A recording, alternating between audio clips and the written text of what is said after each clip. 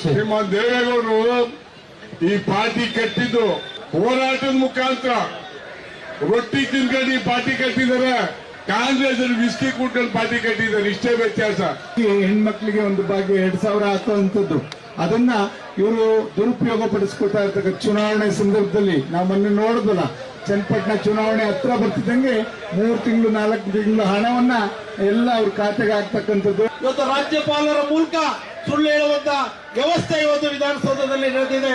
ಅದನ್ನು ಕೂಡ ನಾವು ಖಂಡಿಸ್ತೇವೆ. ಏನ್ ನೀವು ಪ್ರಾಮಿಸ್ ಮಾಡಿ ಸುಳ್ಳು ಎಲ್ಲ ಹೇಳಿ ನಮ್ಮ ಹೆಣ್ಮಕ್ಳ ಹತ್ರ ವೋಟ್ ಹಾಕ್ಸ್ಕೊಂಡು ಇವತ್ತು ಕಾಂಗ್ರೆಸ್ ಸರ್ಕಾರ ಗೆದ್ದು ಬಂದಿದ್ದೀರಾ. ಆ ಡೇಟ್ ಅಲ್ಲಿ ನೀವು ಏನು ನುಡ್ದಂತೆ ನಡೆದಿದೀವಿ ಅಂತ ಹೇಳ್ತಿದ್ದೀರಲ್ಲ, ಅದನ್ನ ನಡ್ಕೊಂಡು ತೋರಿಸಿ ಅಂತ ಕೇಳ್ಕೊಂತೀನಿ. ನಮ್ಮ ಸಿದ್ದರಾಮಣ್ಣನ್ಗೊಂದು ಕ್ವಶನ್ ಕೇಳ್ಬೇಕಂತಿದ್ದೆ. ಅಭಿವೃದ್ಧಿ ಅಂತ ಬಡ್ಕೊಂತಿದ್ದಾರೆ. ನ್ಯೂಸ್ ಪೇಪರ್ ಅಲ್ಲಿ ದೊಡ್ಡದಾಗಿ ಹಾಕ್ಸ್ತಾ ಇದ್ದಾರೆ ಅಡ್ವರ್ಟೈಸ್ಮೆಂಟ್.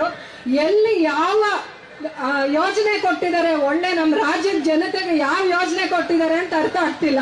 ಶ್ರೀಮಾನ್ ದೇವೇಗೌಡರು ಈ ಪಾರ್ಟಿ ಕಟ್ಟಿದ್ದು ಹೋರಾಟದ ಮುಖಾಂತರ ರೊಟ್ಟಿ ತಿನ್ಕೊಂಡು ಈ ಪಾರ್ಟಿ ಕಟ್ಟಿದ್ದಾರೆ. ಕಾಂಗ್ರೆಸ್ ಅಲ್ಲಿ ವಿಸ್ಕಿ ಕುಟ್ಕೊಂಡು ಪಾರ್ಟಿ ಕಟ್ಟಿದ್ದಾರೆ. ಇಷ್ಟೇ ವ್ಯತ್ಯಾಸ.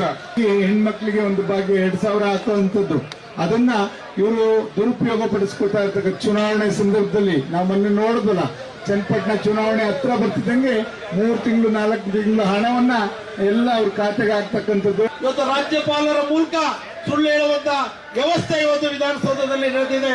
ಅದನ್ನು ಕೂಡ ನಾವು ಖಂಡಿಸ್ತೇವೆ. ಏನ್ ನೀವು ಪ್ರಾಮಿಸ್ ಮಾಡಿ ಸುಳ್ಳು ಎಲ್ಲ ಹೇಳಿ ನಮ್ಮ ಹೆಣ್ಮಕ್ಳ ಹತ್ರ ವೋಟ್ ಹಾಕ್ಸ್ಕೊಂಡು ಇವತ್ತು ಕಾಂಗ್ರೆಸ್ ಸರ್ಕಾರ ಗೆದ್ದು ಬಂದಿದ್ದೀರಾ.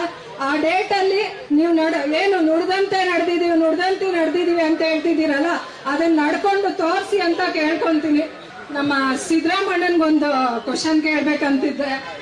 ಅಭಿವೃದ್ಧಿ ಅಂತ ಬಡ್ಕೊಂತಿದ್ದಾರೆ. ನ್ಯೂಸ್ ಪೇಪರ್ ಅಲ್ಲಿ ದೊಡ್ಡದಾಗಿ ಹಾಕ್ಸ್ತಾ ಇದ್ದಾರೆ ಅಡ್ವರ್ಟೈಸ್ಮೆಂಟ್. ಎಲ್ಲಿ ಯಾವ ಯೋಜನೆ ಕೊಟ್ಟಿದ್ದಾರೆ, ಒಳ್ಳೆ ನಮ್ಮ ರಾಜ್ಯದ ಜನತೆಗೆ ಯಾವ ಯೋಜನೆ ಕೊಟ್ಟಿದ್ದಾರೆ ಅಂತ ಅರ್ಥ ಆಗ್ತಿಲ್ಲ.